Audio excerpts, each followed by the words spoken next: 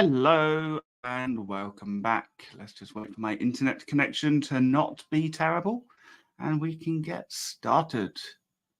So today, what are we going to be doing?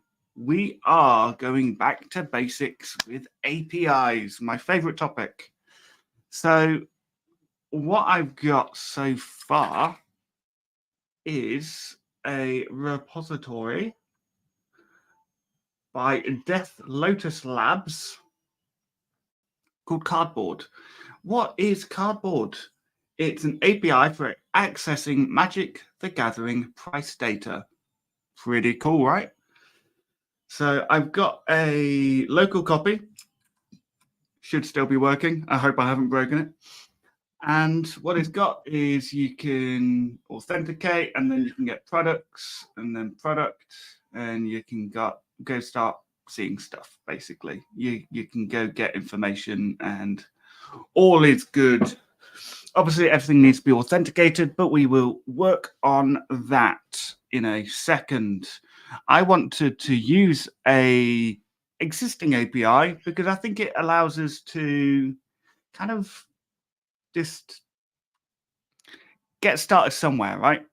Let's just clear all of those. What's this saying? No, I don't want to download that right now. So what have we got? We have got a Laravel application. This is on version 11.9 currently. So what I'm going to do is let me just check the status. Let's just push all of that up. I've been working on improving some of the code a little bit, just to do my bit for the open source world. What we're going to do is we're just going to do a quick composer bump and a composer update. That'll update all dependencies to the latest stable versions. Then we can add that. We can also commit this and say updating dependencies. And let's just push all that up and then we are good. So what have we got going on? Nothing super awesome in there. So let's just go and say, let's composer require dev. We are going to be requiring the Rove security advisories on dev latest. That is the main one that I like to install. Hello, hello, hello. Thank you for joining. Sunshine in Wales. What is going on? Right, okay. So now if we just do another quick composer update, we should see that pop back up. All looking good. Fantastic. So that is now happy. So let's come over to our roots, and inside API, we've got a V1 there. So inside here, we've got the register, we've got login, we've got auth sanctum and log API requests on this API currently. And then we are prefixing V1 and grouping everything within there. So far, so good. This is working. So what I'm probably going to do, just add a little bit of DX improvement here, is just do that. Make that a little bit nicer. Let's declare some strict types because we're not animals. Let's just fix that up with Laravel Pint, and we can make this static. And there we go. So we are going to git add that one, git commit -am, improving API roots file because we aren't animals. Right, let's just add this to there so it's kind of formatted a little bit nicer, a little bit easier to look at. So let's go look at V1. Inside V1, what have we got? So far, we've got these two roots. Again, we're going to declare some strict types. And what we probably want to do is just say, okay, everything so far is going to be under V1. So there is that. products and product.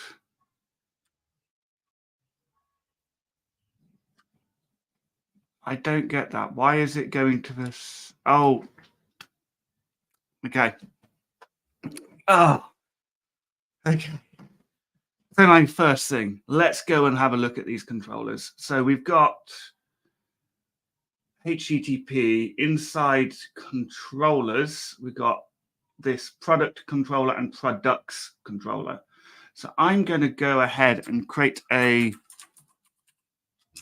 products directory, and we're going to have an index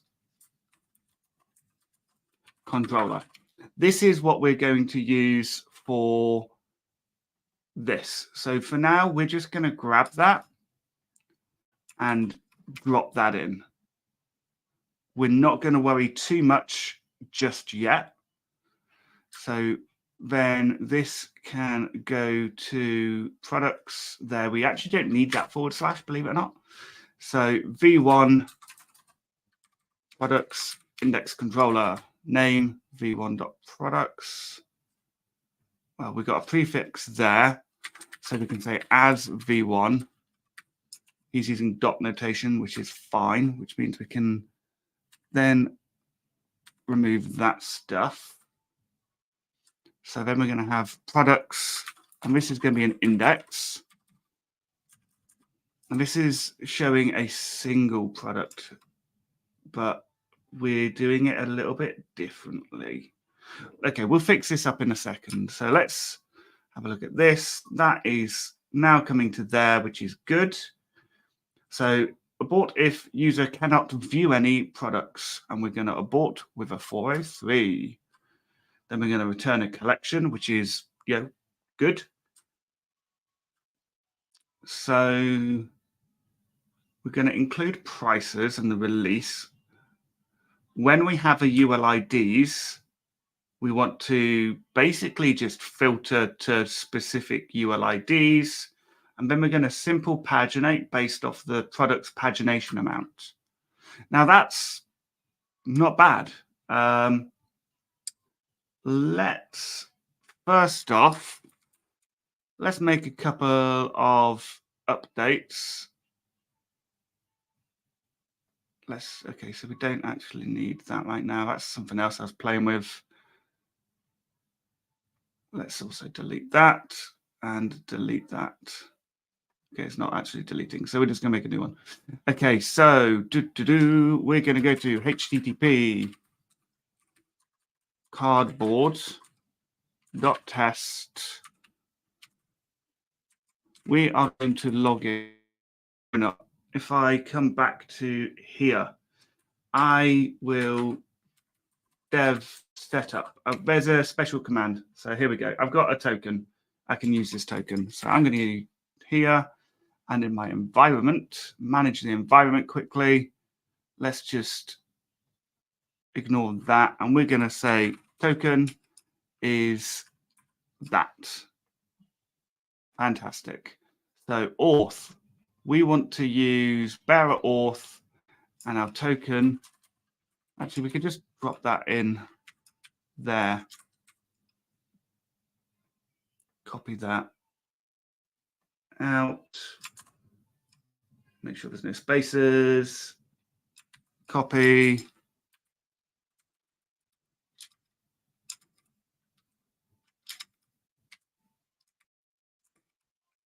Come on, keyboard. There we go.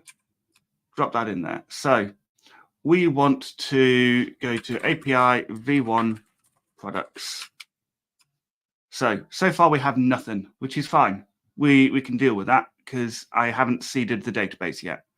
So why do the abort controller when the authorized method in the request class is for the very same purpose? Well, this is what we're going to look at. We're going to look at how we can improve upon an existing API, and we're going to kind of learn as we go. So we've got our API routes here.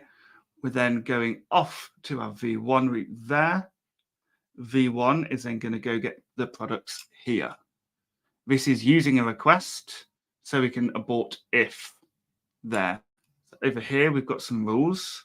That is nullable. I'm going to be a Steve and just Laravel paint it. And we're going to add that authorize method in now.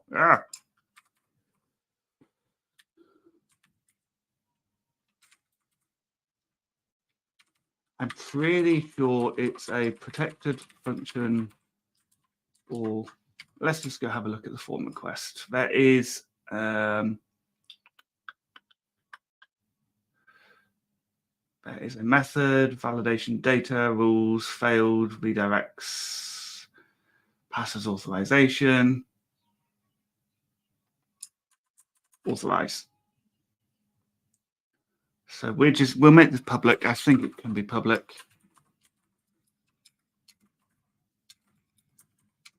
So we can pretty much grab the same thing.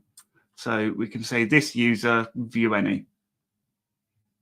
So return this user and view any product class. Perfect. So that is going to jump in straight away, meaning we can simplify this. So there's that part. This invokes there. We're going to worry about the return in a second. Let's just resend that. We're still looking good. So now we want to, let's look at this.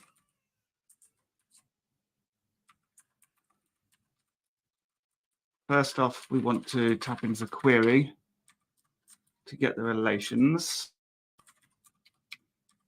Then we're going to have this when clause here.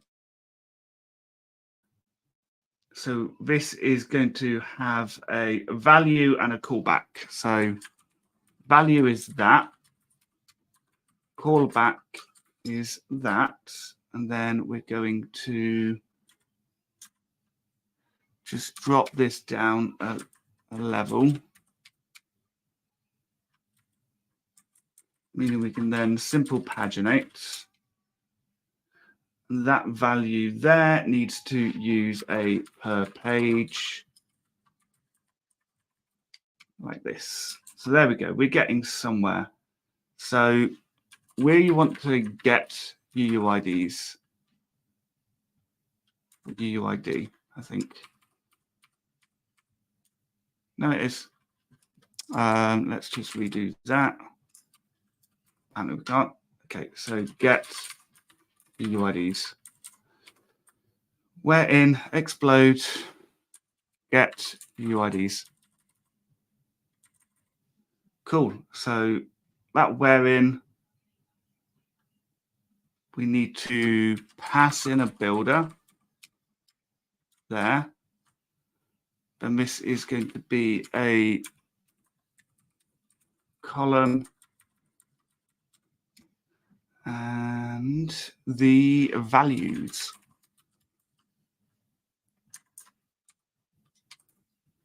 Like that. That's going to clean that up a little bit easier to kind of understand, right? Are we in agreement? So app products pagination amount. So if we come down to config, app, I'm guessing it's towards the end. Nope. Products pagination amount. Okie dokie. Default of 100, which is fine for now. Okay, so then this is going to return a collection. So let's go have a look at this. Clean that up, and we are going to add a property read of product as the resource, which means things will be a little bit cleaner. So we've got this resource ULID, the type. We're just going to stick with that. So let's just grab this a second, and we're just going to kind of get rid of some of the magic that appears like that. Links we will add a little bit later. So Let's restart that, and then we can make that request. Perfect. We are getting somewhere. Do we have a database seeder for products? Database seeders, factories, product factory. So we do actually have a seeder. Let's just clean this up as we go. My golden rule is that, let's just do that. Migrate. Actually, we can just run the dev setup again and reset that. So there we go. There's my access token. My golden rule for development is always leave a file better than you found it. Internal server error. Okay. Oh, pardon me. You can directly do with, but it's a habit of mine. Is to like, if you just directly call with, I don't think, is that actually available? It is. Okay, so simplification. Thank you for pointing that one out. Thank you, thank you. That's very useful. I didn't realize that with was actually a static value that we could call. So it is complaining that we cannot get the latest price. So we want to say this, get latest price, and get latest price.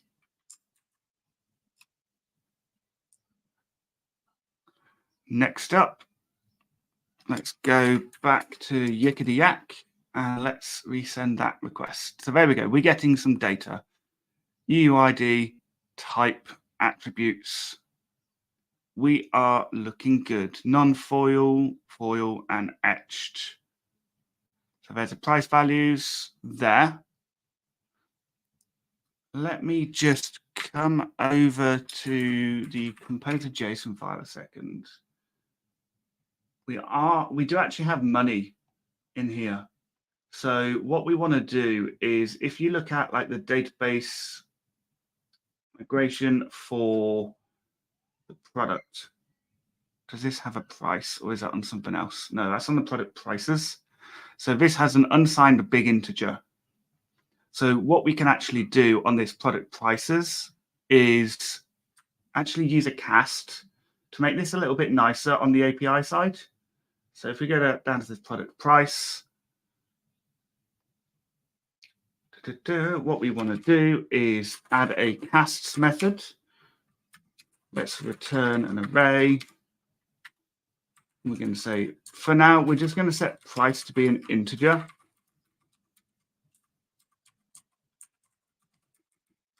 And we will refactor shortly. Currently, that is that. We do actually have a test suite, so why don't we just quickly just run that. Ooh. Getting errors. Okay. Let's clean up some tests while we're here. So inside of our tests, we've got unit tests. Well, that can go.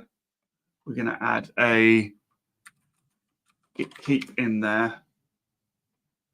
Test case, all good. Inside feature, let's just delete that as well. Inside API, product test, users, refresh database. Okay, so I'm going to clean some of this up. We're going to import that, declare some strict types, and then we are going to also say that we want to also lazily refresh the database where it is needed. So then all of this stuff down here, to be one, don't need, something don't need. Fantastic. So let's close all that off. Let's look at this products test. No longer need that or that or that. So let's focus on the products test first. it has a products page. We can seed, blah, blah, blah, create token, plain text token. We can do stuff, this post JSON, assert JSON structure. So we can start to actually refactor some of these perhaps. Now let's run the test again and see what's going on. So let's start. Connection refused. Okay, so down in our PHP unit, we are going to say for testing, we're just going to use SQLite. And we are going to use an in-memory database because so far we aren't using anything that's going to require anything specific. Okay. So 405 instead of a 200. Why are we getting that?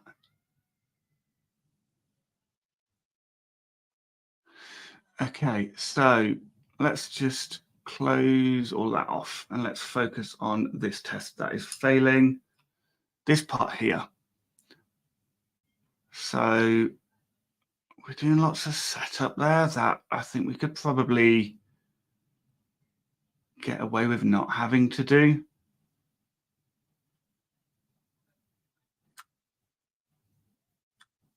Yeah, I think we could, let's look at what we can do for rebuilding this test. But now we're just going to comment it out. Let's declare some strict types and let's just get rid of that because we know we don't need it. So we are going to test that the products index returns the correct status code.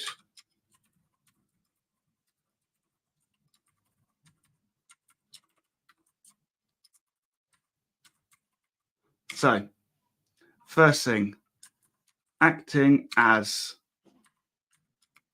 let's just simplify that one. And we are going to act as a user, factory, create.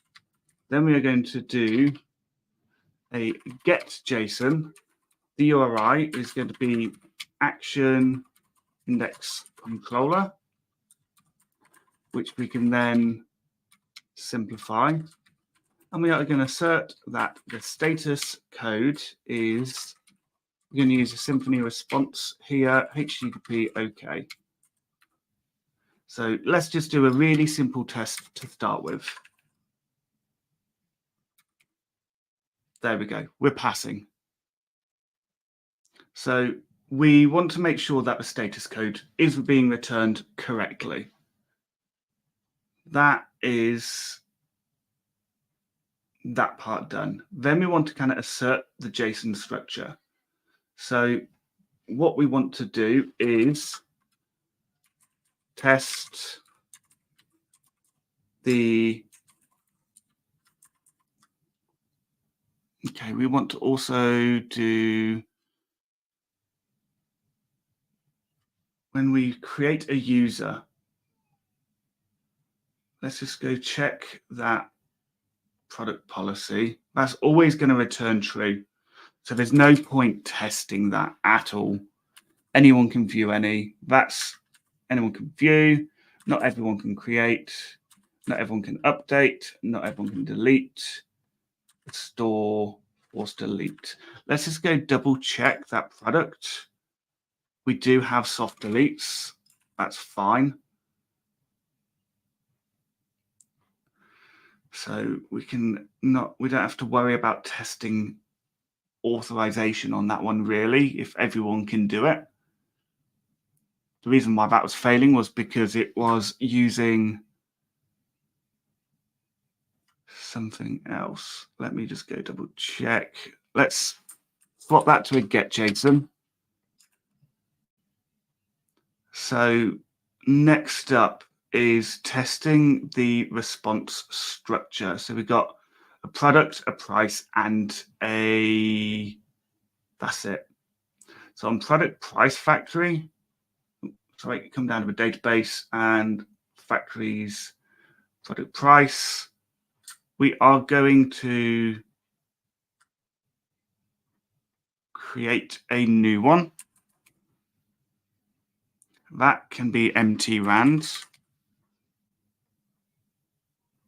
This can be a factory as well to just simplify it a little bit.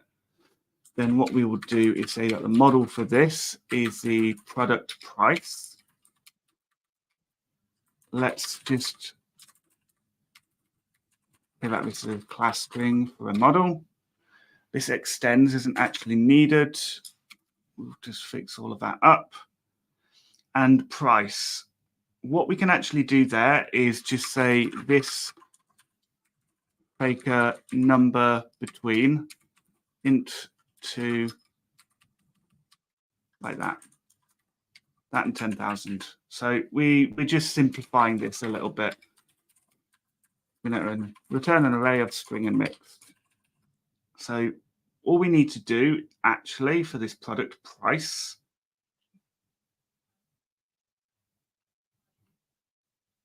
that does have a has factory on it. So in the test, so the response format is correct. So product price factory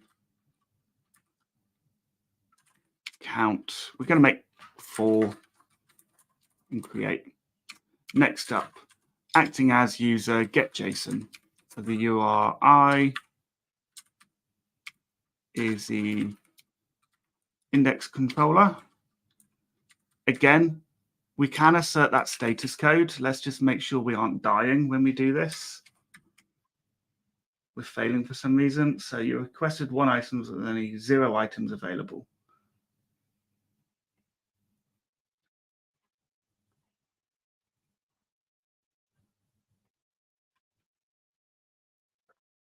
Why is it even doing that? That is so strange. So I think you should always use the same database in testing that we do in prod. Yes, I'm partially in agreement, but in reality, a lot of the time, you only need to test it like that if you're going to use specific features, and this one isn't. So there's that product price there. So if I just quickly app models, product price factory count 5 create sint is not a valid backing for product finishes. Okay, so the factory, we need to go through and just double check some of these.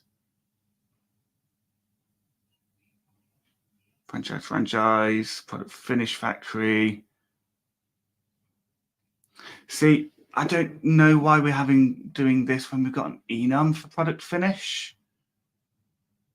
Product finish is there. We got product finishers. I'm not 100% sure why there's a database table for it. To me, that's not making sense. Let's go quickly check table plus and let's have a look at product finishers, because all we've got is that. It's an exact representation of the enum.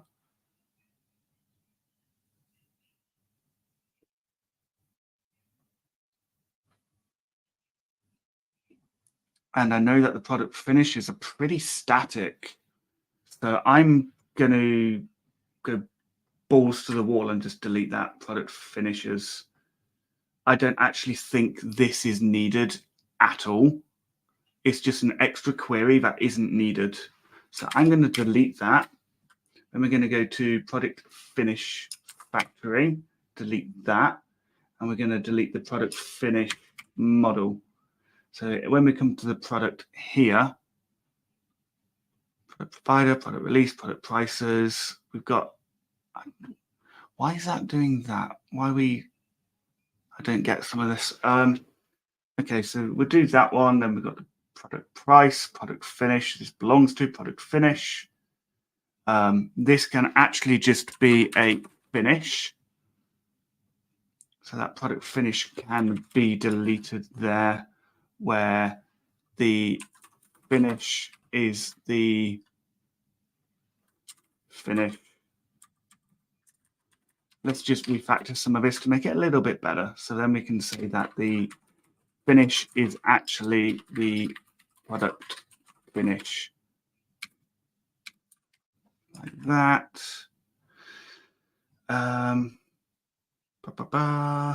Let's just refactor that a second. Product release, nothing needed there. Let's just also do that. Franchise, clean that one. Category, all good. Product, awesome. So let's just close all of that off. And what we're going to do now is we've got this stuff going on, product service. That's getting the data.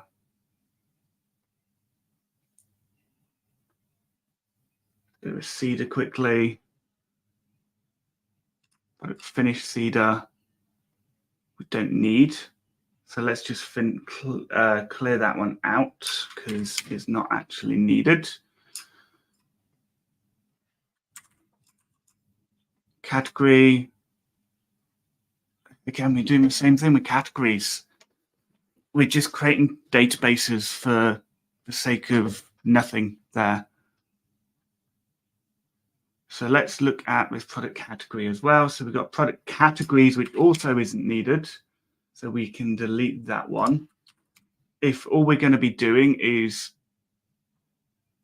putting an enum in the database, there's not much point in that. So let's go and have a look at product, I think. Category ID. So we can just say that this has a category. And then that can be removed.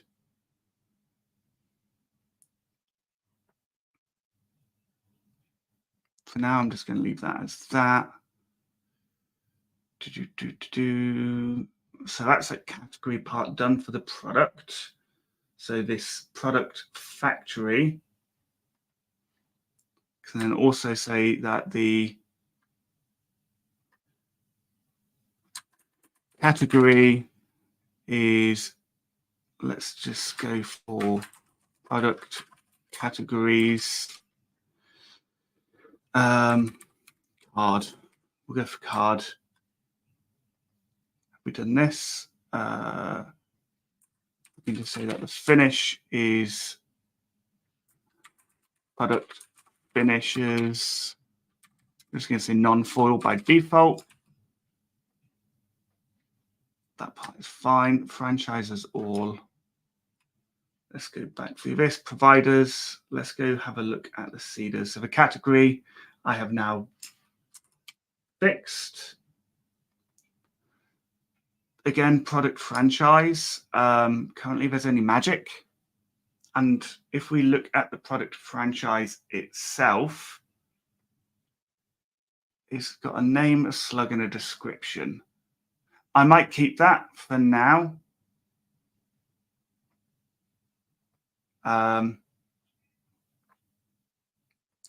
Let's look at the franchise. Okay, so that's just filling in random rubbish right now. So I'm going to, again, also franchise. Let's remove it. Let's remove it and let's remove it. So let's close all of that again. This franchise seeder also isn't needed. So then I can delete those two. let's go. Product factory is going to have a franchise, and we can just say that the product franchises magic. So let's go have a look at this model. First off, let's clear that up before it bugs me. Product class. This is then a class string of model. Going to return an array of string index. So we're going to have a franchise. Let's start adding some casts.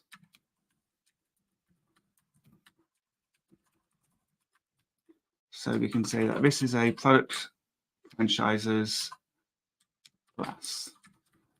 There's an array, return an array of string, and this will be a class string. So then this franchises can be deleted like that.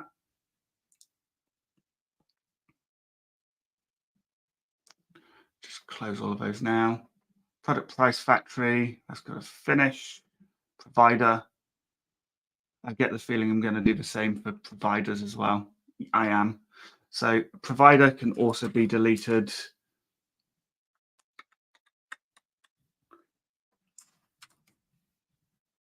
Provider. Feeder, delete that. Providers.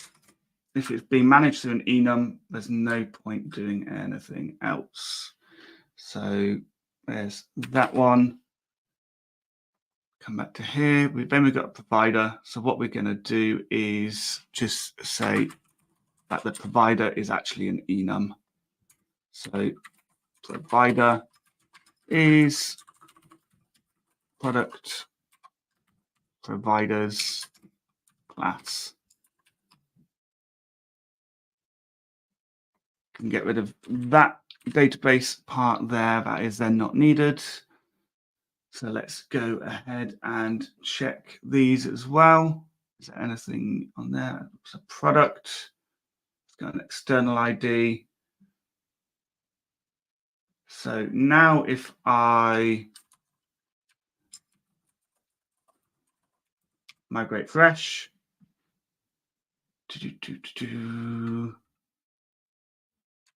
let's just composedly view that. Okay, so create products table, create products table. Foreign ID 4, foreign ID 4. So we have got a table string for the category, which is going to default to product category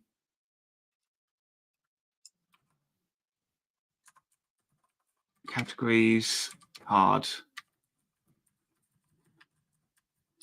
So then we can simplify that one.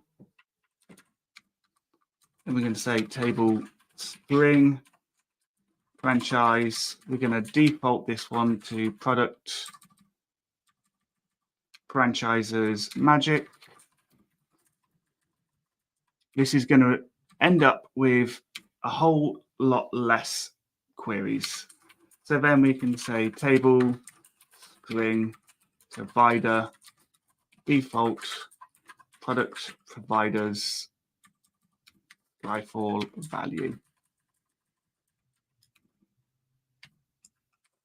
Let's just undo that and let's just make sure we import that. So then that can all be removed. Let's just fix up that, make that static, and then delete this and delete that. So we've got an ID, a UUID, we've got an image path, external ID. We can just call that external ID for that. So that on the product factory, provider ID, we can just say let's call the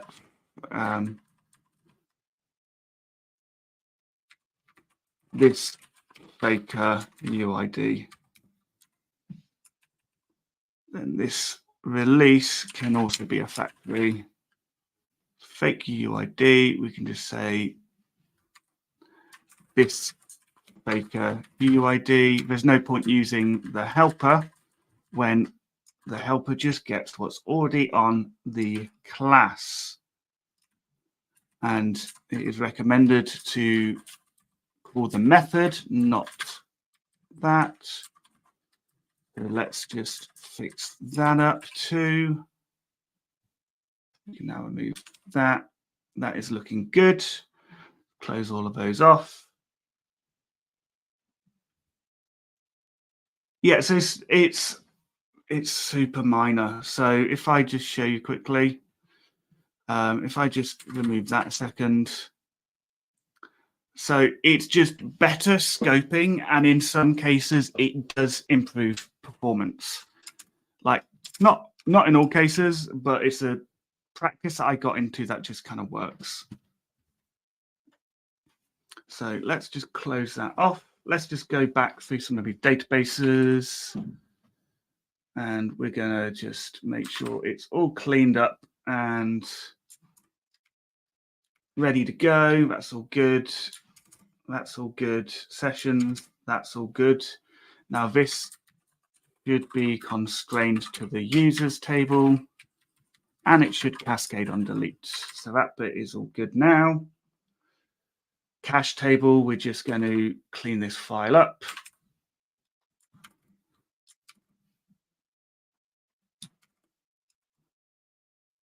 If you see a file, clean the file. That's the way I do it. Always clean. And that way you're never in a point where you've got some really just some code that you're not happy with. Right? Let's clean that up and clean that up.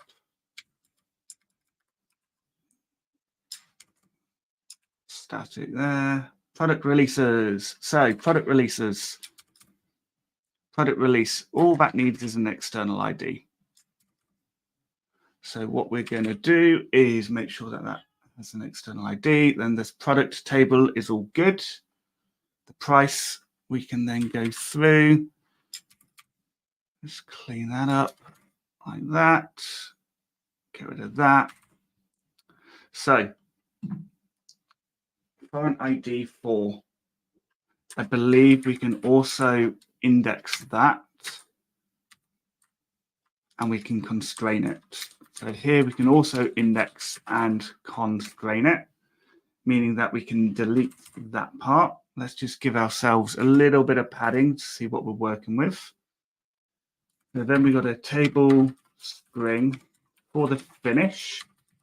And the default is product finishes non-foil value. So we're going to set a default, meaning we can then remove that. Just clean all that file up, and suddenly our code is cleaner. There's going to be less database queries and joins for no real reason. So then we've got this API request that's going on. Currently it says logging API requests.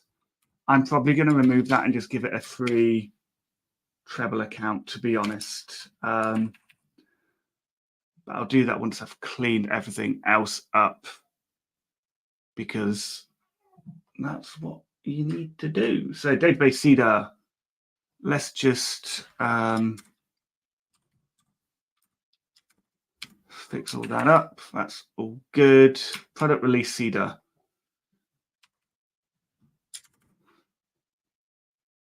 Factory, count 10, create. Awesome. Product seeder,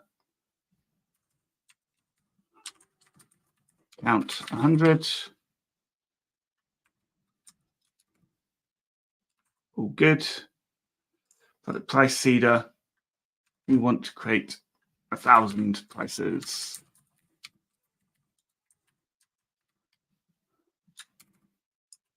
That's all of that. That is that, and that. Perfect. Seeders are all good. Let's go back through these factories and make sure we are happy. This faker.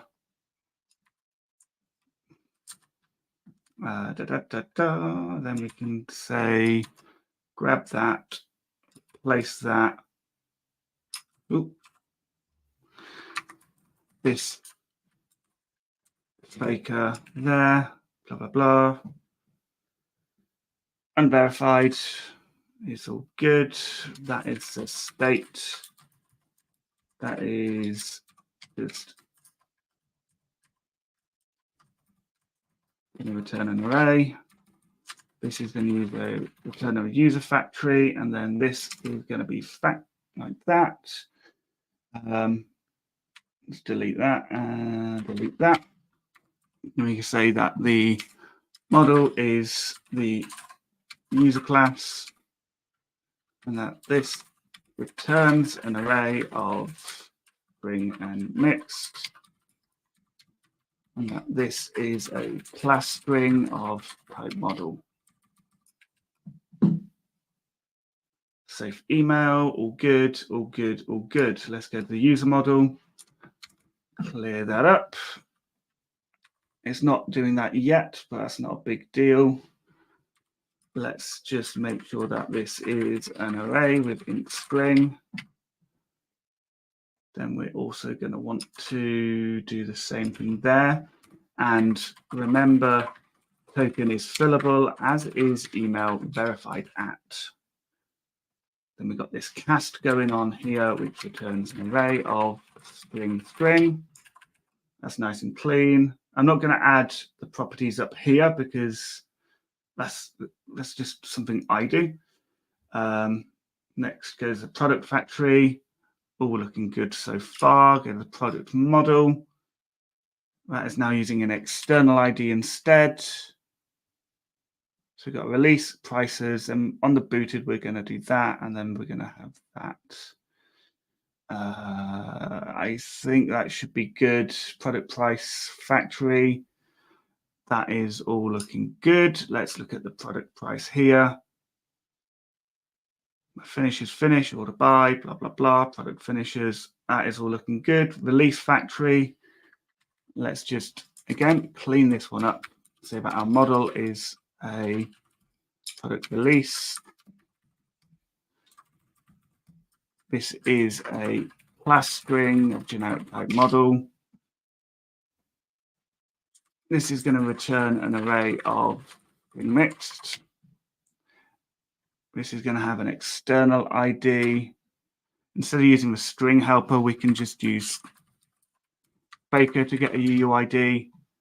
Then we can replace these two helper calls to the bound instance of Faker.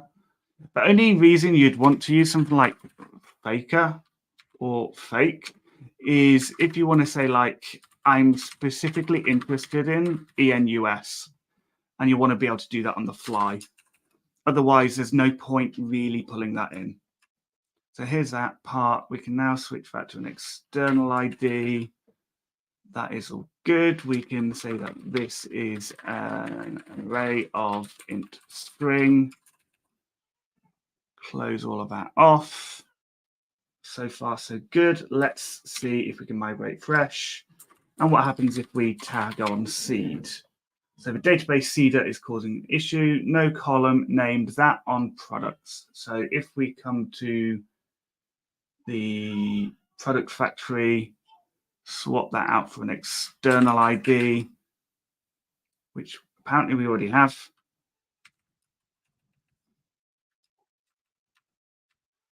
Product provider, external ID. So far, so good. And if we run dev setup, do we get the same result?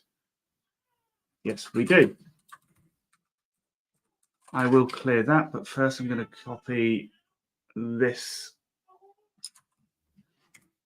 that, come over to there, and what we want to do is call that. Perfect. So Now that our database stuff is all a little bit cleaner, we can say git add git commit -am, cleaning up the data a little. Fantastic. So we're getting there. 50 minutes in, and we've got a good place to start. So let's just quickly run our tests. So far, so good. Now, models. Our product has got a release.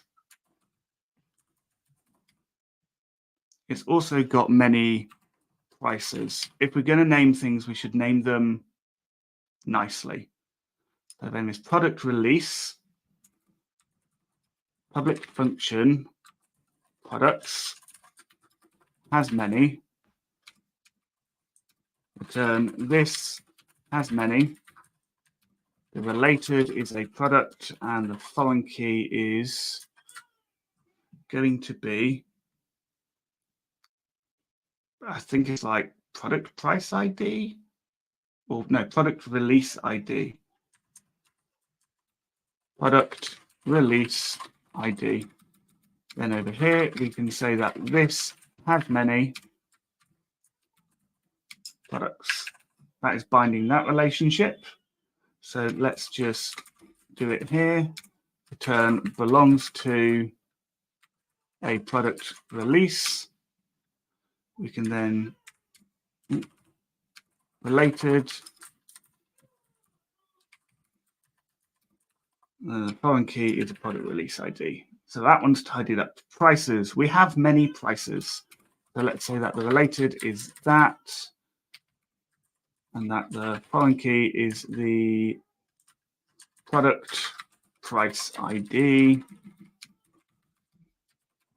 Has many product price, like that. So then this price here belongs to a product.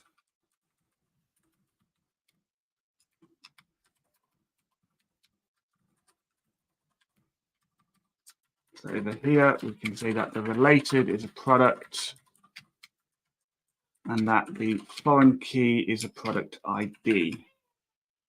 We'll get to this later. So then that part is done. We've got the booted going on there. So we can just say like self created. This is actually a static function because it doesn't need the global context, and it's going to return void. Perfect. So far, that is working how I would expect it. Hey, Samuel. So, product release ID has many prices. Look at product prices. That is all good. Product releases has many products. User. Awesome. So, a test. Got a 200 on this.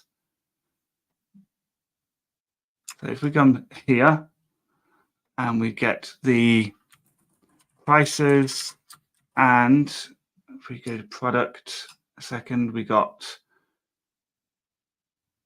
prices and release.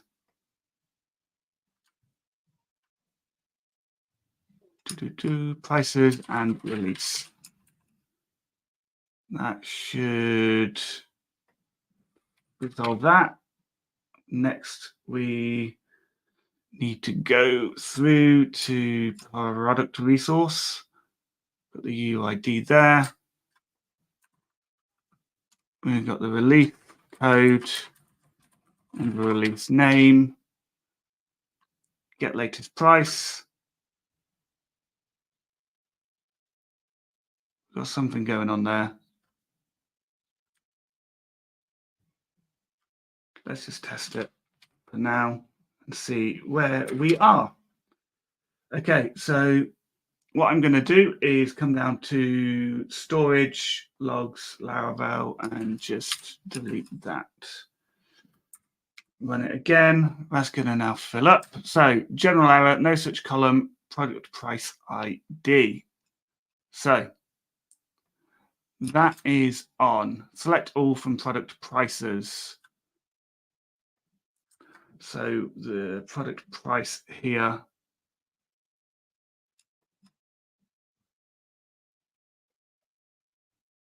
that is actually from product ID.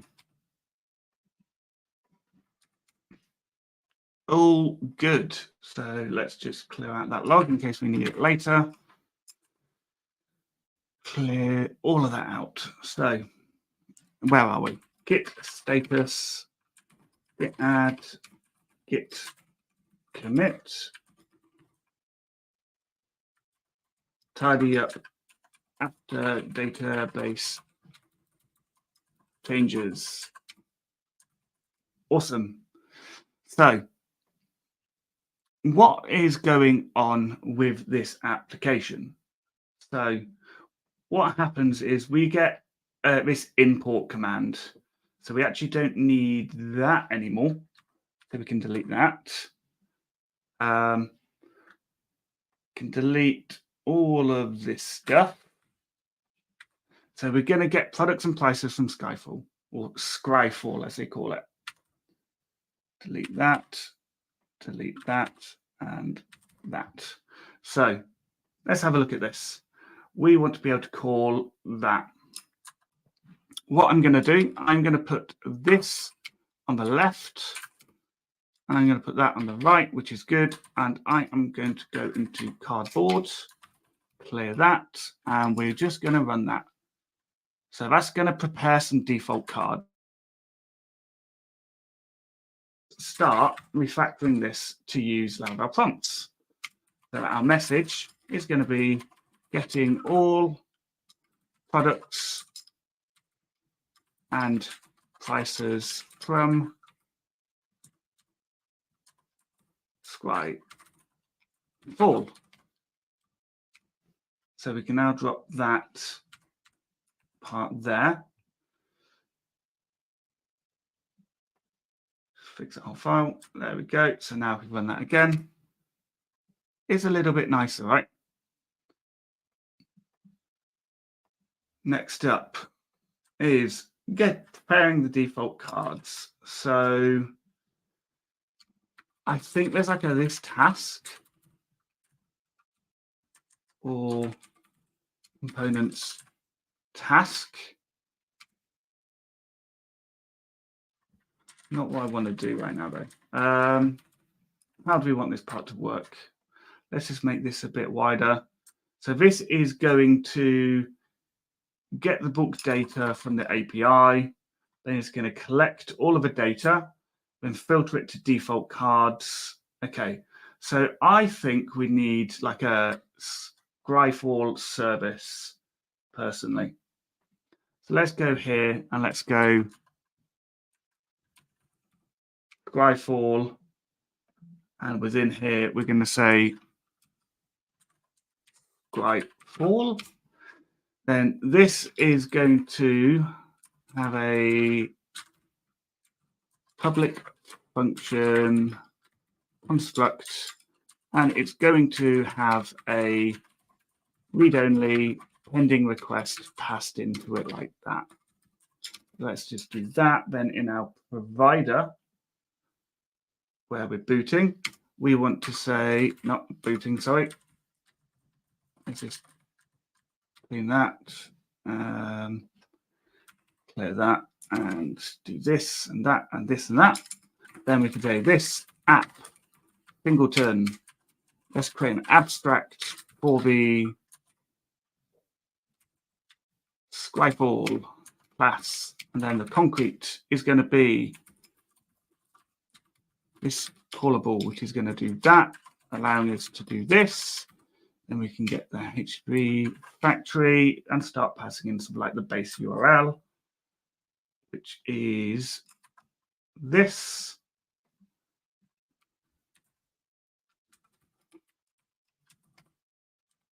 And we're going to set a default timeout so that we're never hanging about. So we're going to set that to like 40 seconds or something. We want it always to be as JSON. I think there's like a accept JSON actually. We're never posting, so let's just accept. So now we can do this. And what we want to do is public function bulk data. So we want to try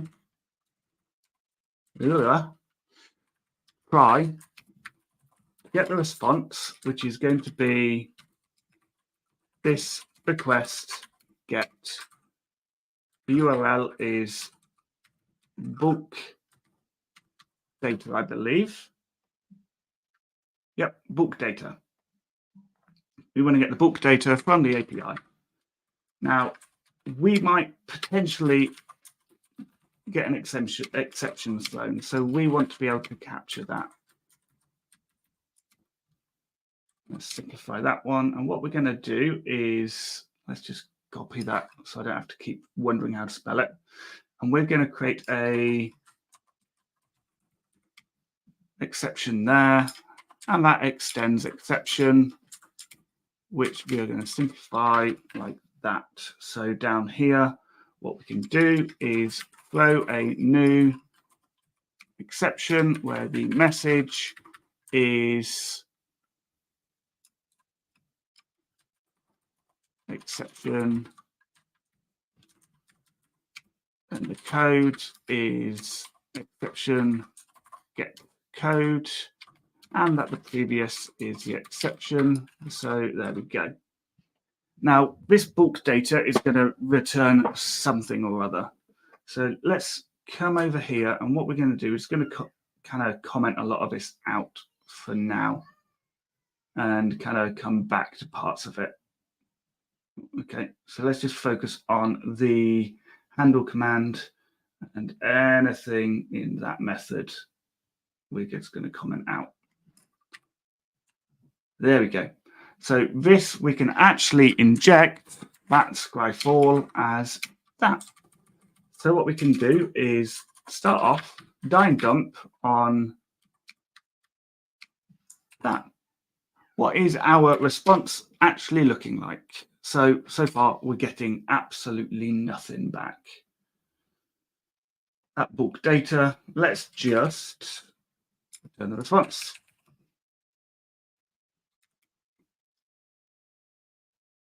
Bang, we've got something. Fantastic. So here's a question. Sorry. When you decide to reach for a dedicated class as a service instead of implementing the logic, basically I would do that mostly because, well, it's cleaner. It's more testable. It's cleaner. Then when I'm testing the command, I'm testing the command, not the command and the implementation. And I can write test for Scryfall itself. If I actually drop that and do a public static function fake, and we're going to do something like is there a fake request or a request?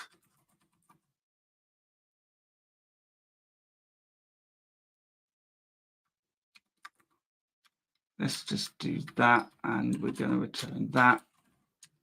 Return a new self request. Is the request passed in? So we can kind of fake it a little bit nicer too. There we go. So this request get bulk data, potentially throw an exception.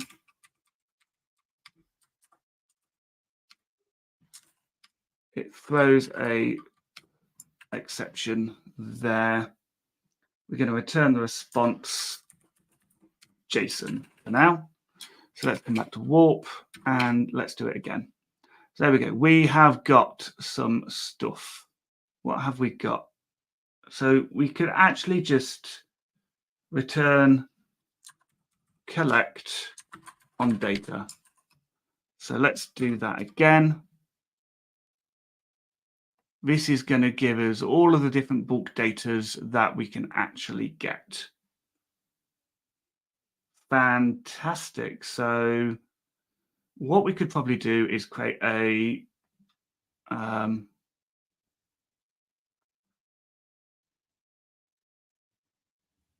object for this, and we're going to call this bulk data.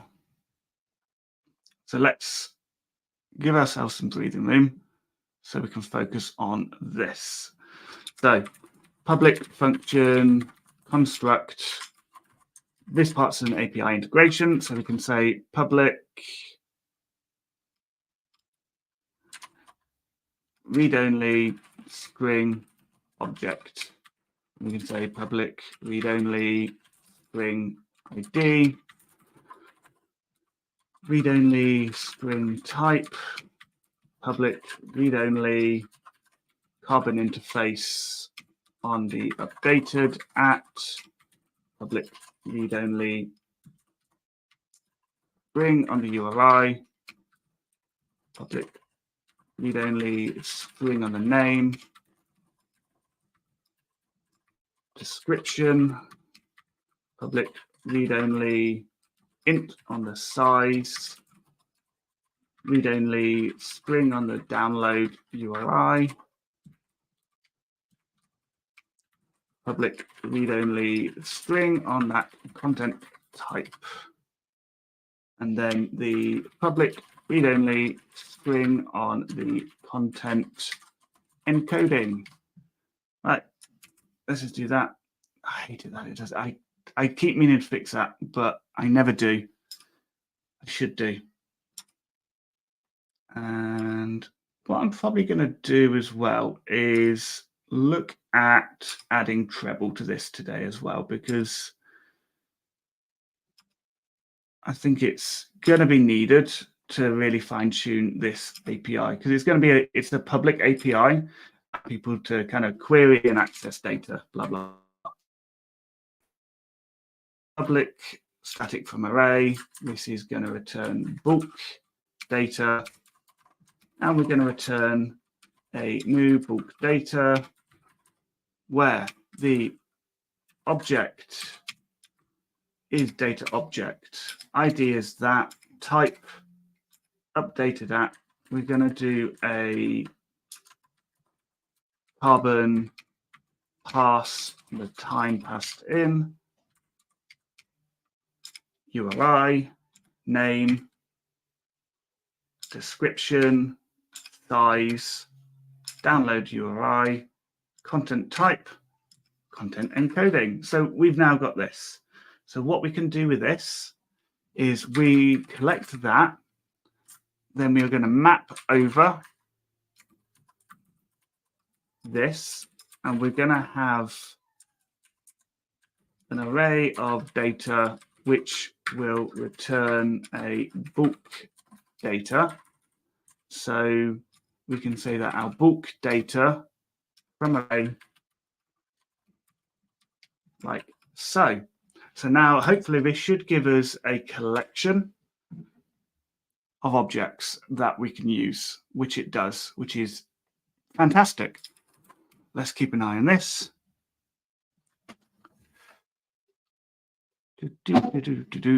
So what we've got is this bulk data endpoint here, which is going to return a collection.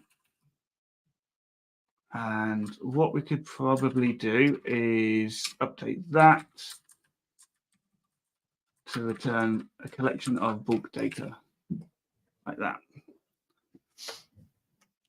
So tell you what, let's focus in on the code, because this is probably important at this stage, right? So we can say that the bulks are going to be that. So we can say that part can kind of just go.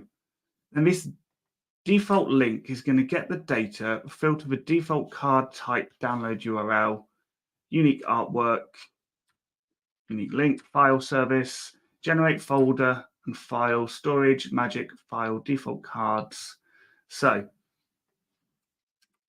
what we want to do is, actually, can we on this, response. Can we do like a lazy collection? We can't, can we? Damn it. Okay, so we've got that part. And what we want to do is basically store the file. So this file service, wherever it is, generate folder and file. So I don't know why this isn't using the facades, because it could do quite easily. All it needs to do is create a folder and file in place. So let's kind of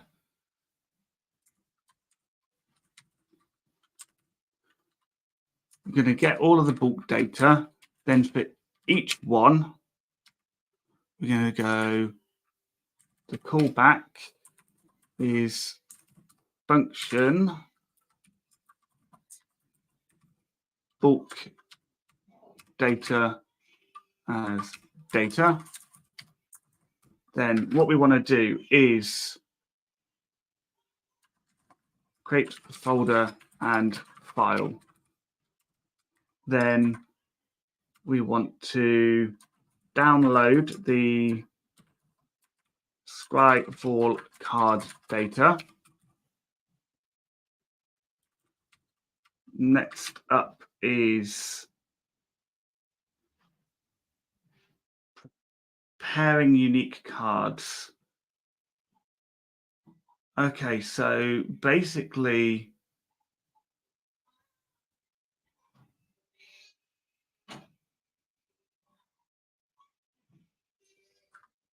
this file service will do that. We pass in a folder and a file. Make the okay, so we're literally just touching files here. Provider, items from file for each create product. Okay, so the important thing here is all we need to do is create the folder and file. So for each one, what we want to do is, let's just use a storage facade for now.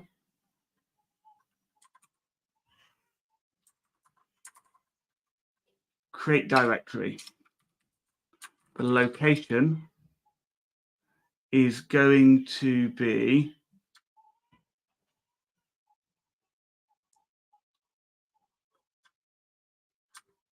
storage path data magic.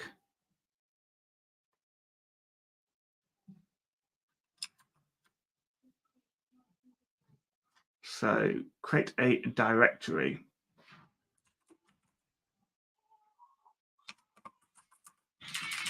So path is that.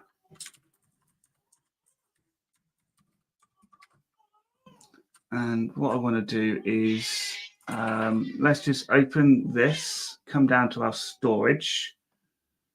And for now, let's just delete that. Maybe warp, and let's just run that again. Let's reload. That has not been created. Create directory.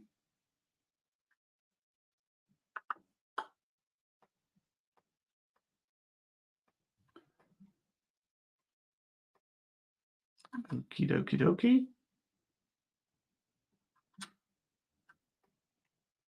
Maybe not the storage facade. Let's try. Is it the file facade?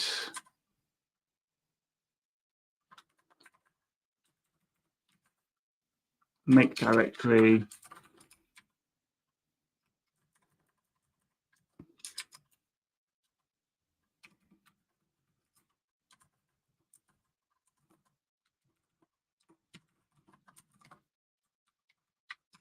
Let's test that one.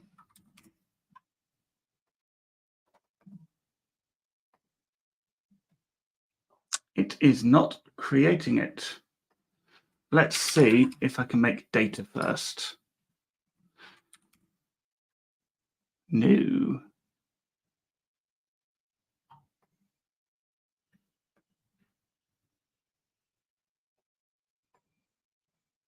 Data is there.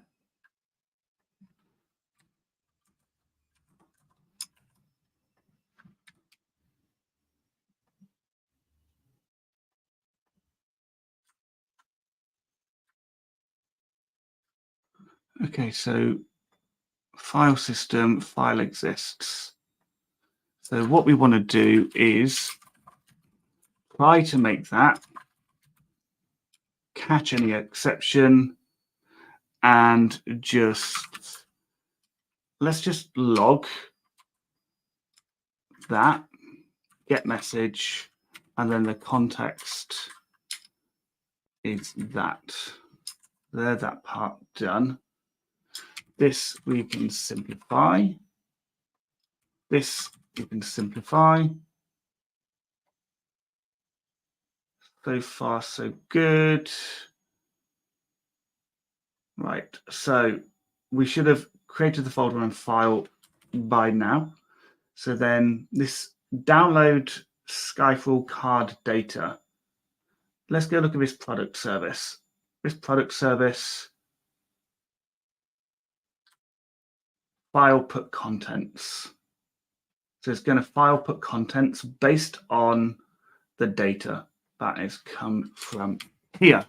So again, let's just die and dump on the data to see what we have. So what we want to do is get that download URI and just kind of save it.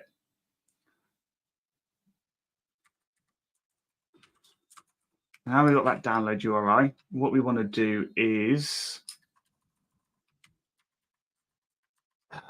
that could be a big file. So I think the best approach there would be to kind of dispatch a job for that one. I don't know if we have one, but we will make one. So make job products download card data. So what we will do is pull in the dispatcher like that. And then what we will do here is say we want to use the dispatcher. So down here, we can say dispatcher, dispatch, command. Actually, let's call that something else. We're going to call this the bus. Use a bus, bus, new download card data. We're going to pass through the URI as, actually, let's just pass through the data as the bulk data itself. So then over here, we can have a public read-only bulk data as data.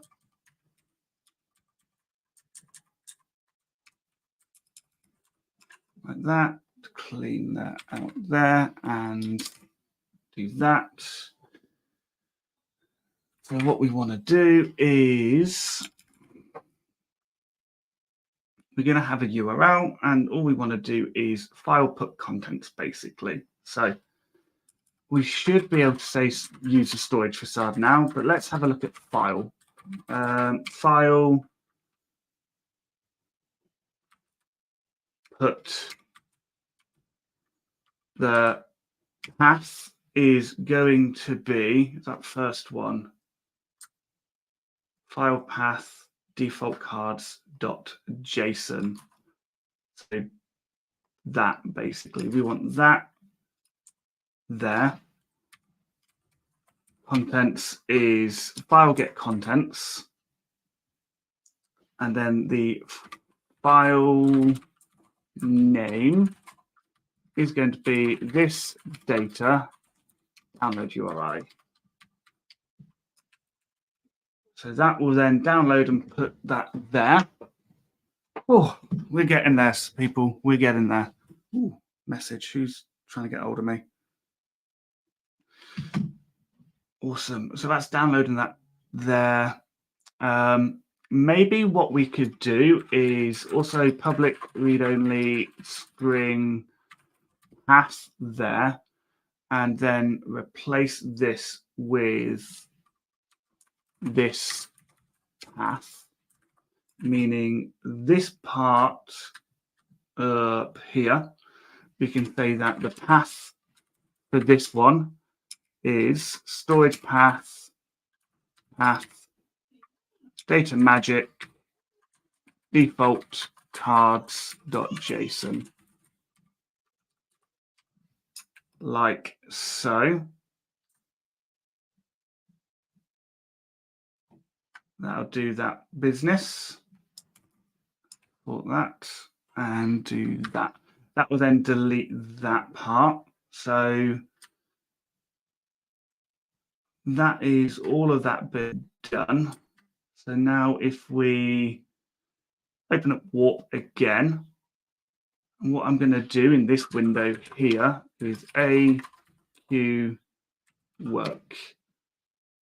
Over here, I'm going to try and import. That's dispatched. Got a job. It is running. Let's see if it's going to work. Hopefully it does. This is why I'm pushing it to a background job, just in case that is a large file. In this case, it is. Go double check chat. Hey guys, how are we? We having a good day? We're staying awesome, staying frosty. Wow, that is running for a long time. Let's move on.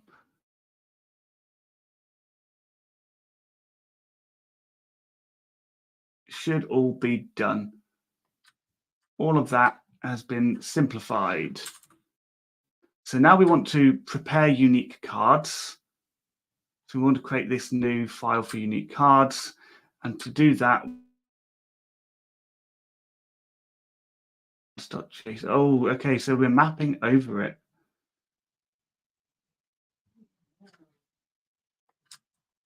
So what we want to do is the path that we pass through is going to be, let's just copy this and do that. And then this part here, we are going to say data. I think we can say something like name. So let's come back to Warp and have a look and see what it looks like. So there's that one. What we're actually looking for is the type, like so. So let's come over to storage data. Let's just do that. Work the queue. That's fine. A migrate fresh feed. All looking good. AQ work. Now import. So that's downloading card data. So if we come over to here, let's just kind of reload from disk. Hopefully that should start filling things up eventually, right? That is the idea. I will kind of have a play around and have a look into seeing what is going on.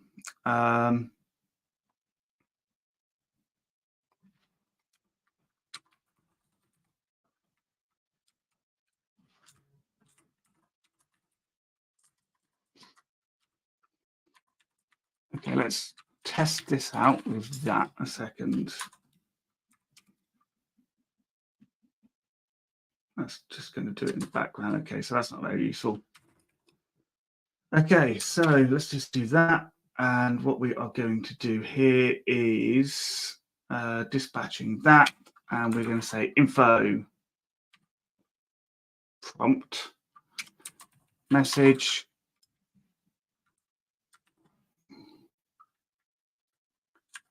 getting data for data type.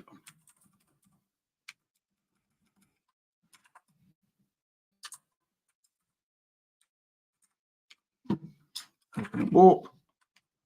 Come on, warp. You can do it. So getting data for Oracle cards, getting data for unique artwork, getting data for default cards, all cards, and rulings. So we're going to get everything in there, basically. So maybe what we could do here, this path. Oh, wait a minute.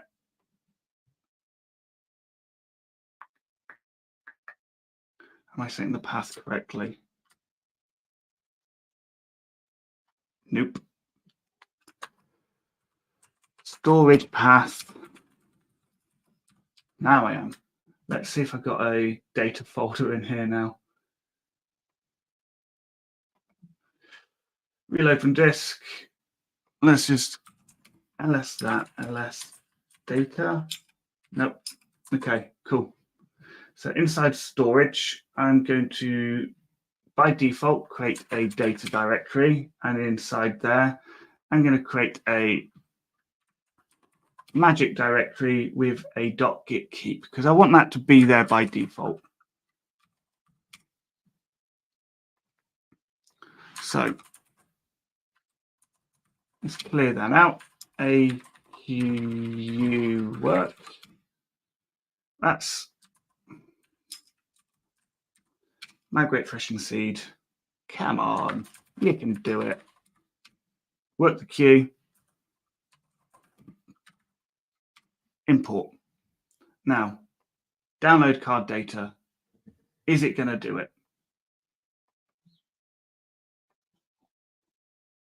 We can play around with that in a little bit. This is probably going to be something that I do longer term. But so far, we are doing okay. I know what we'll do. Let's open up our env. Let's come down to this queue connection. For now, we're going to set the sync to that on this download card data. Let's just die and dump on this path.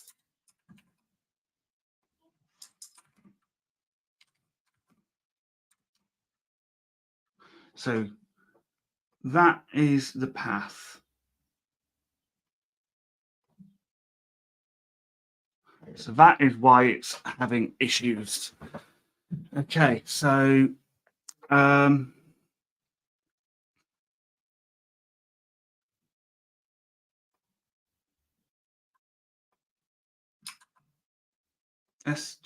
storage path. Let's try that again.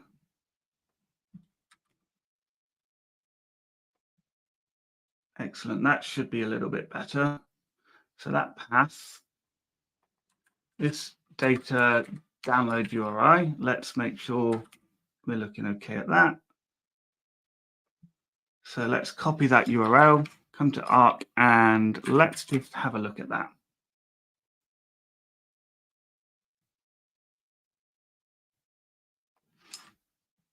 Okay, so that is actually downloading it, and it is quite a big file, I think.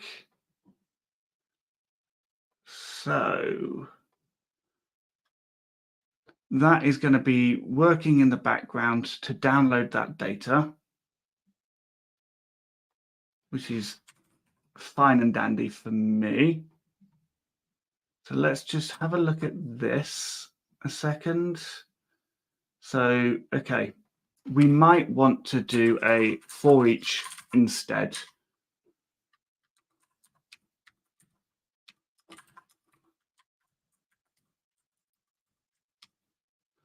And then inside here, we're going to try do that, and this. So now we can just get rid of all of that because we're kind of clogging it up with this each loop where we should be kind of just for each dispatch. So now if we swap this back to database, we can migrate fresh feed over here. We can then clear it, import, that does all of that. AQ work will just one at a time download the card data in the background once it's got it all. So let's close all of that off and let's come back to this command, or even better, let's come and write a test for that command. Feature, new directory, console, and we're going to create a test for this. So let's just delete that for now, and that, and that. And we're going to create a test for new test.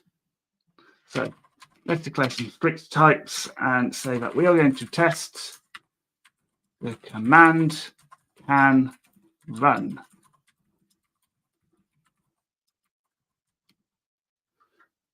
Inside here, we want the bus to be like that. Bus facade to be faked. We want to fake the bus so that we're not actually dispatching anything to download. So we can say artisan, the command we want to run is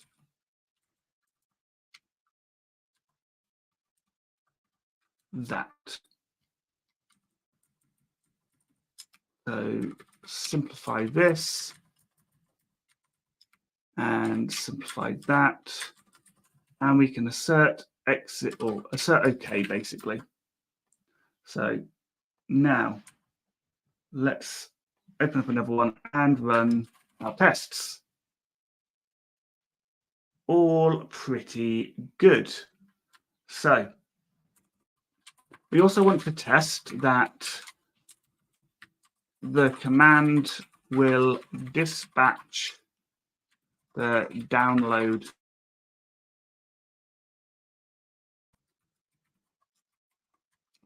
So we can bus fake. Basically that again, but this time we're just going to say bus assert dispatched, and the command is going to be the download card data command. We just want to make sure that it is definitely dispatching that. So run a test again and done. However, at the minute we are waiting for something to happen, right? So let's speed this up a little bit. So let's come over to here. We're going to create a directory called fixtures and then Scryfall. Now inside here, we're going to create a new file called bulkdata.json. And what we want to do is basically just kind of get a copy of that data from the initial bulk data call. The providers up here, we're going to want this.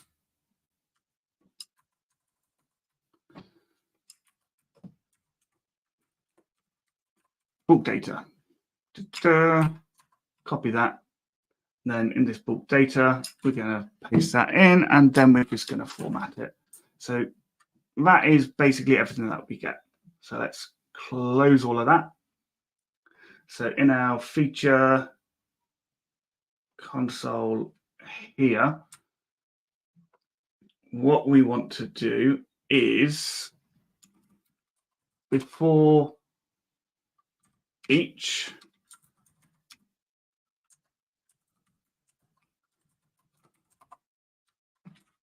closure is going to be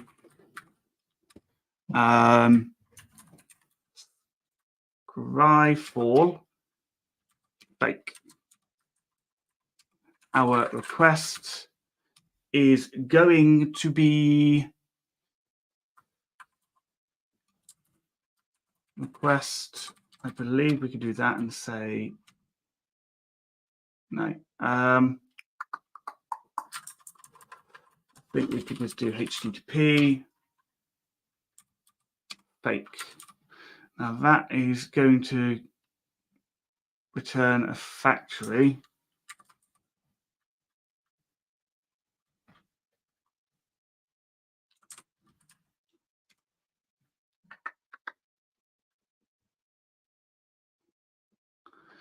I could probably do something like a timeout of seconds, 30, 40. Let's just simplify that one and quickly simplify that one. Now this fake is going to timeout. What does that give us?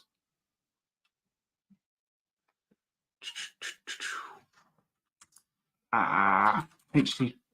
No, wait. Let's come back to Arc a second and let's go to Laravel docs and let's go to the HTTP client.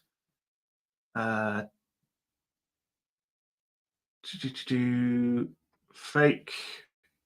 We can do a response. Okay, so instead of that, what we will do is HTTP response. The body is going to be file get content. So the file name is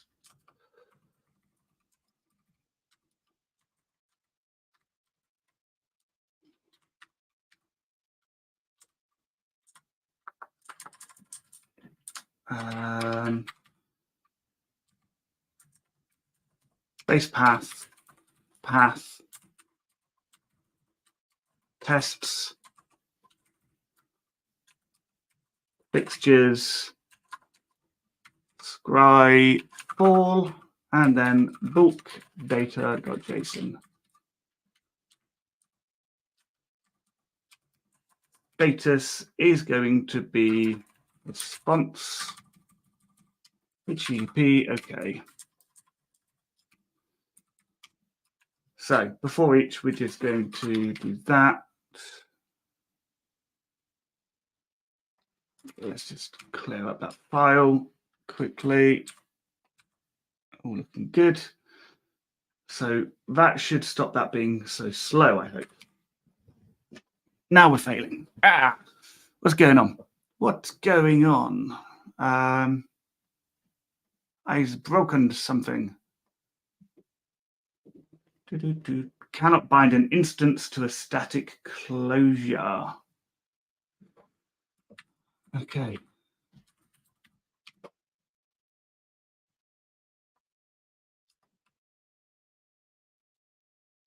Drop that.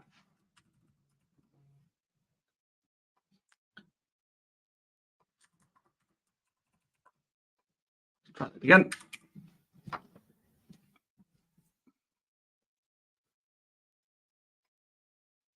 So let's also come over to test case here, and we're going to override this setup file.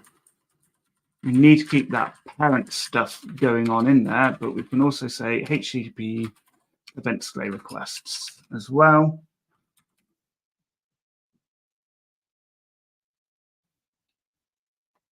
We got an API exception. So on our Scryfall class and our service, let's maybe replace this with the exception message itself.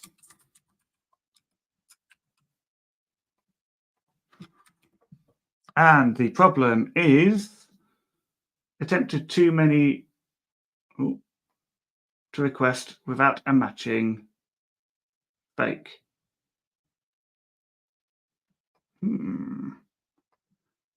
Okay, I get what's going on. I'm going to grab that and I'm going to move that to the main test stuff, I think.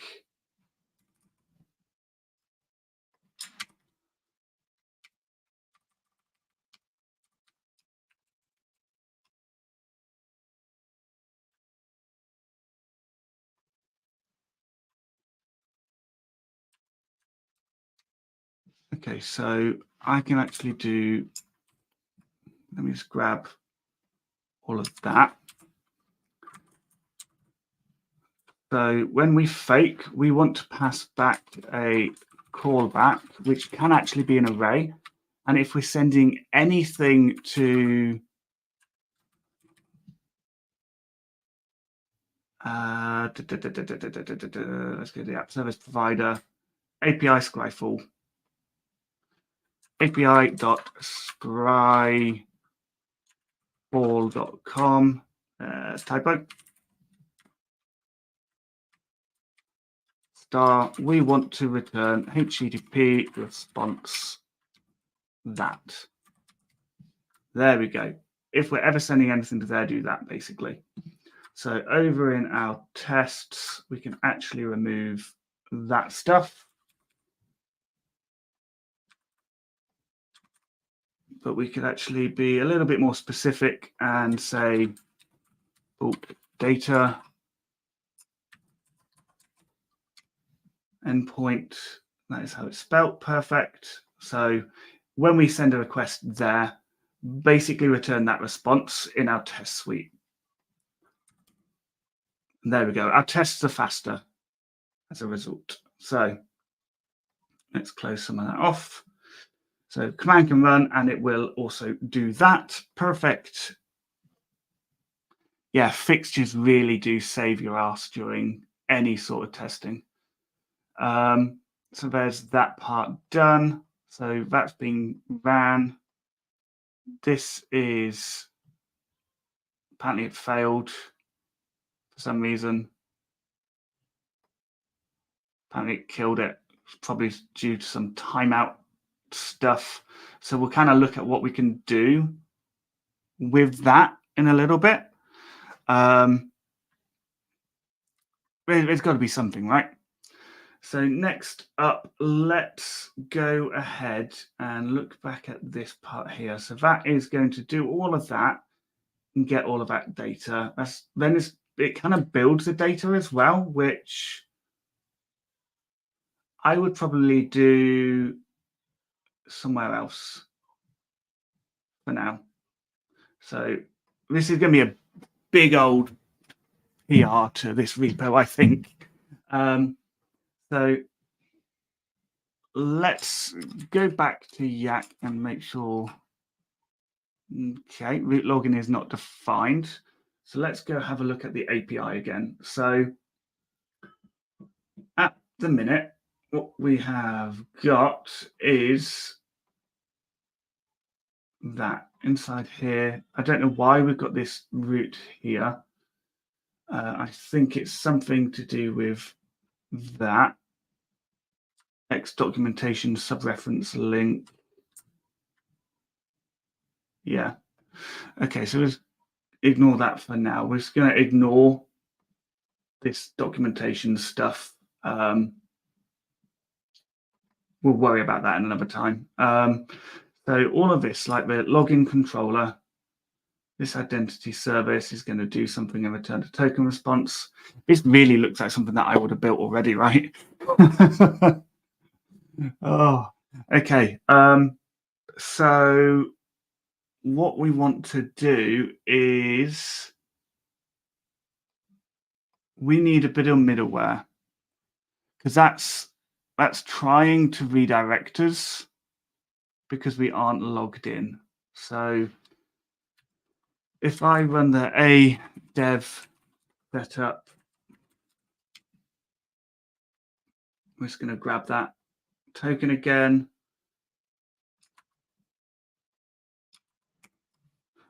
now we've got some stuff in there. So UUID, type, attributes, name, image path, set code, set price.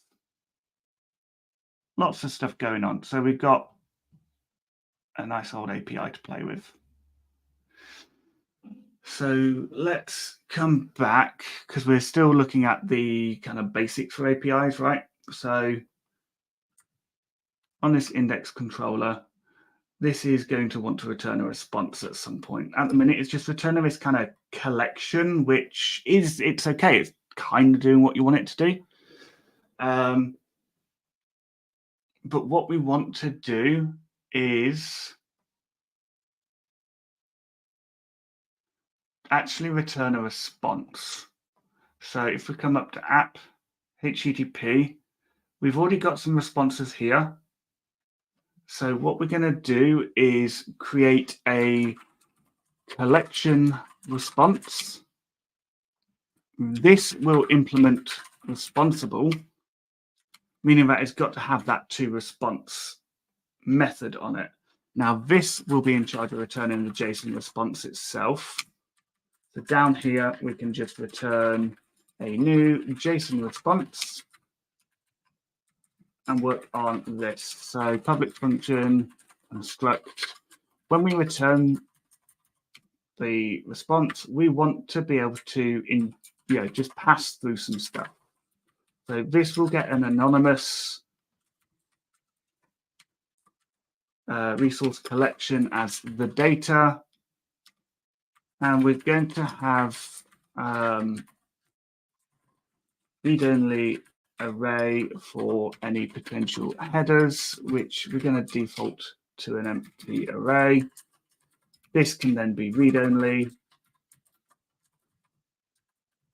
like so, and then that can be like this, meaning that our data can be this data and our headers can be this headers. So over in our index controller, what we actually want to do is return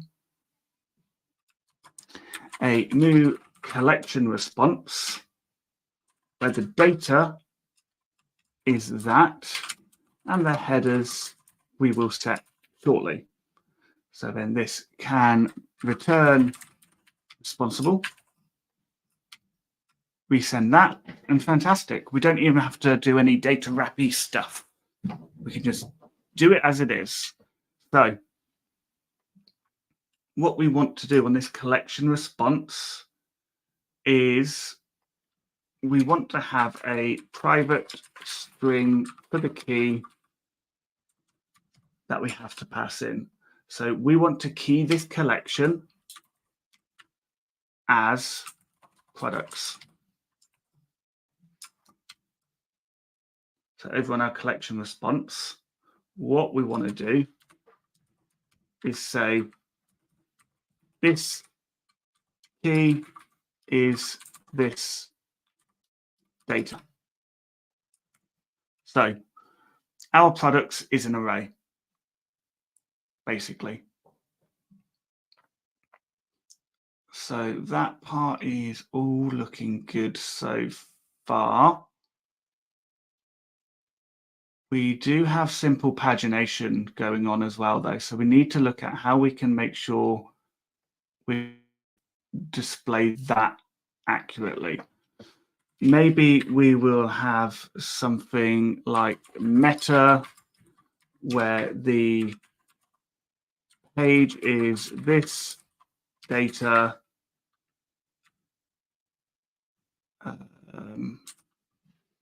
Does it have any sort of pagination-y stuff? To JSON, preserve query, macro call.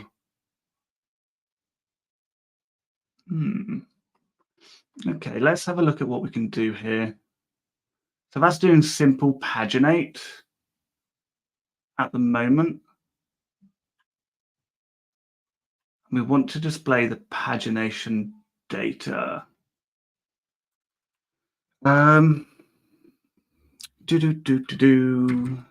Let's have a look at this. extending that. So that's got collection stuff, query parameters, preserve query with query, count to array to response. This resource append. If this preserve all query parameters, then we want to append the request query. Then we want to return a new paginated resource response, which will wrap this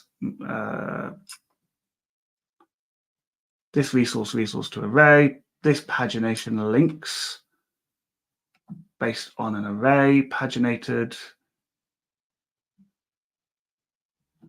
Oh, I'm jumping down the rabbit hole there. I might have to look at a friendlier way to do that. Okay, so for now, let's look at links. And what we will do is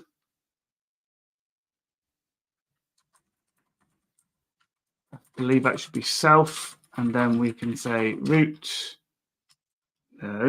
helper v1.products.index. So now if I send that again, not defined. So let's look at the list of routes and v1 products index.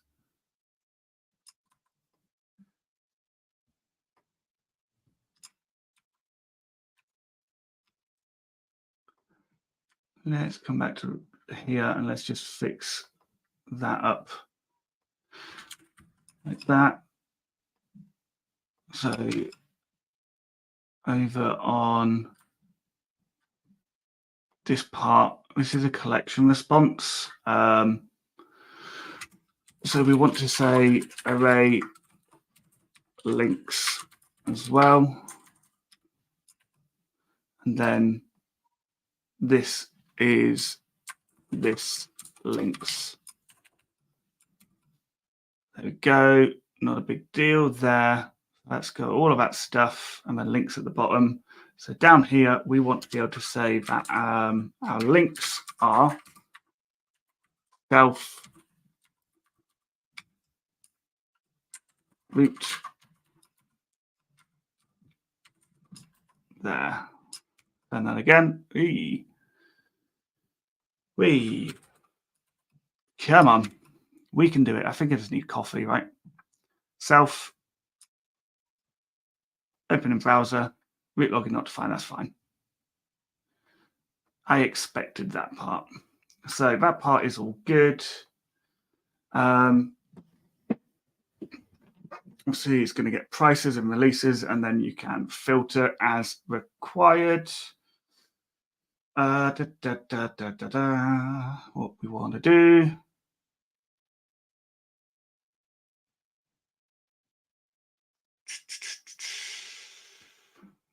Collection response. We're building out that collection response. No, so someone's saying here that you're overwriting the wrong method. What you want to do is to response. It's not, but it is a good call. So I don't want to, I could say like to response, but I don't want to do that. The purpose of using these responsible classes is that we default the structure and the behavior of API responses, which is what this will allow us to do. If I just wanted to return it as a response instead of as a collection, then yes, I would do that. So there's a to response. It's going to do that. It's going to drop the links on each one. So what I want to do is root prefix. No, I don't need a prefix. Or no, we do. Prefix products as products. We're going to group all of that. So inside API, we've got that part there.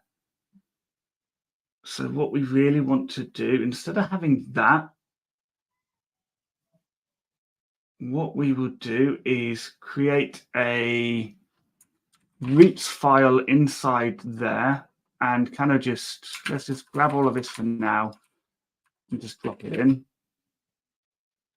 So that in our app over here, we can do that.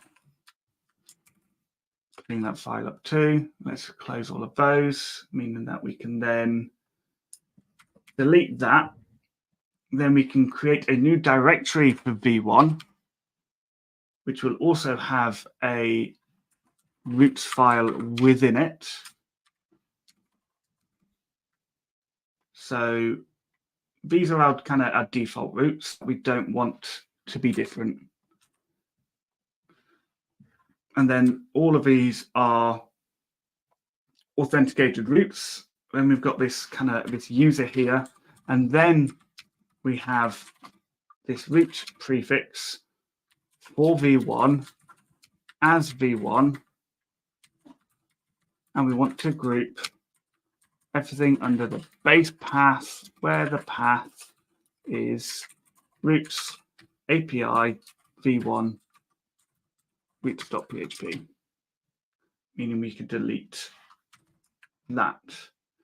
So this part here, we can use the facade, and everything that would have been in here is then going to get moved to a new products.php. Use that, drop that in a second. That'll be a slash. Then what we're going to do is we're going to just pass this in to the UUID, and we'll worry about that in a second. Let's now use app HTTP controllers v1 products. So we can say products index controller there. I'm just going to comment that one out for now. Come back to v1. This is going to root prefix products as products group base path of path groups API v1 products.php. That is going to load the products into v1 like that. Let's now go make sure all of our routing makes sense. So we're going to route directly to this routes file here. And then we're going to put all v1 routes within v1 routes. So we can come over and have delete that to start with. Come into v1 and look at the routes. And then we've got grouped routes for products here. So now if we route list, it looks exactly the same, but it's a lot easier to manage. Other than that part is no longer needed. If I do that, let's come over to there, send the request, and it's still looking good. So next up, we want to get a specific product. So we can say get, we're going to say, I believe it was using a UID. I think it used query parameters, to be honest, but don't use query parameters for this sort of stuff. Name, show. Got another message. She's trying to talk to me. Oh, apparently I've been streaming for 2 hours, so I'm going to have to look at wrapping this up soon. So controllers, v1 products, and we're going to create a Go controller here. This is going to have a public function invoke. Let's just pull in the request. Let's look at this product controller and look at the behavior. So this got a product request coming into it. So let's just replace that. And then we want to see if this person is able to view this product. So currently the way it works is that it will user can view product.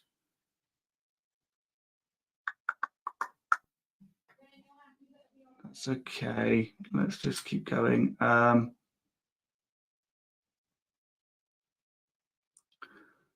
So we're getting that from the query parameter, and then we're going to say, get a collection of them. Give me the first one, then abort if you can't. And then return a collection. No, that's not what you do. Let's do it this way. So we are going to get a UUID passed in. Our product is going to be a product query.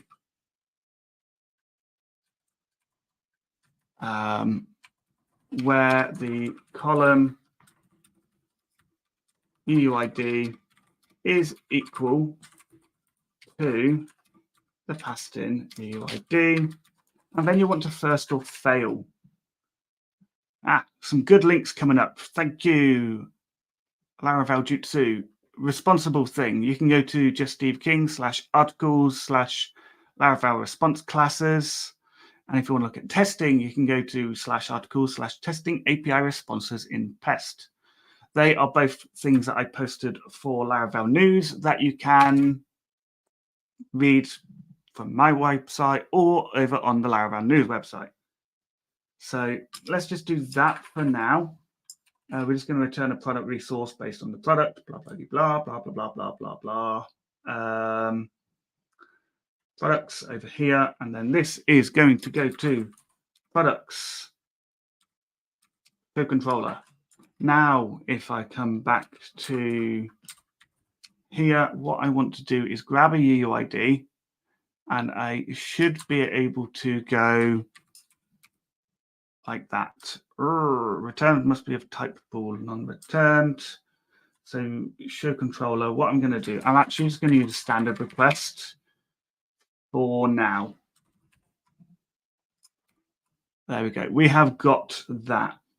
So then what we can do is, not that, come over and make a response and create a model response. Because this is just, when we're returning one single resource, implement responsible. This is then going to return, again, return a new JSON response.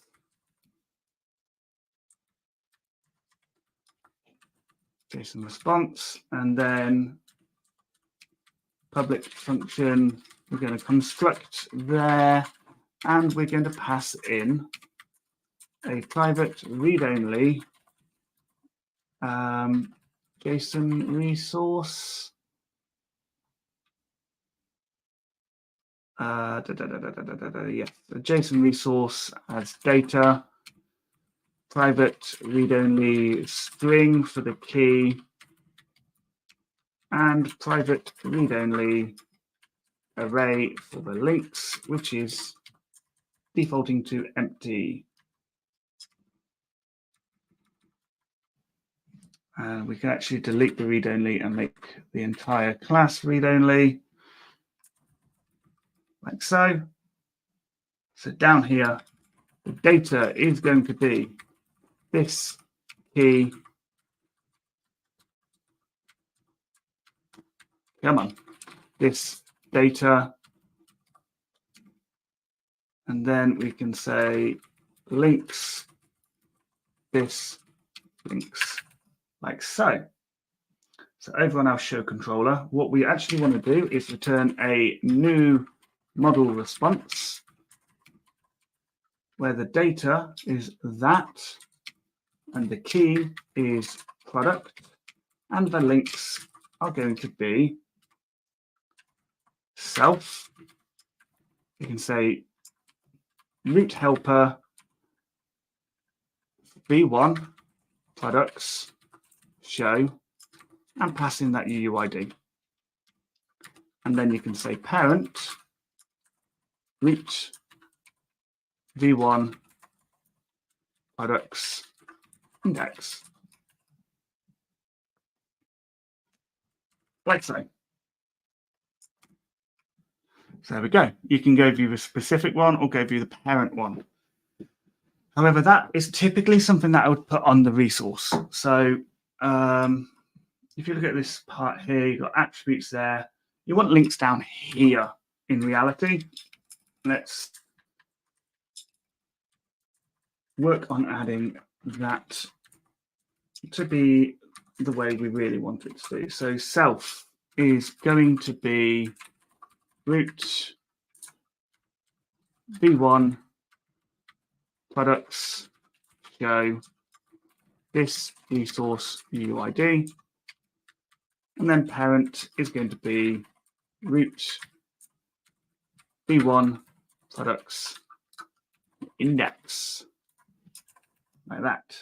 So that on this model response, we can drop those links. Then also on the collection, we can also drop the links.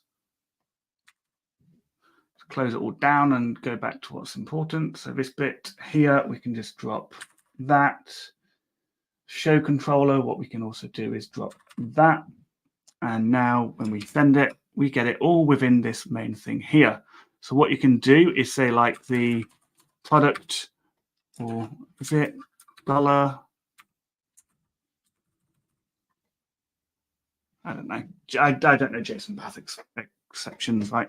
But you can say then product UUID or product attribute name, product links self, product links parent. And it's a lot more kind of iterable from a implementation perspective. So that is the index controller, pretty good. And then the show controller is also pretty good. Now, the last thing before I go, there is an e-tag header that we could add. Cache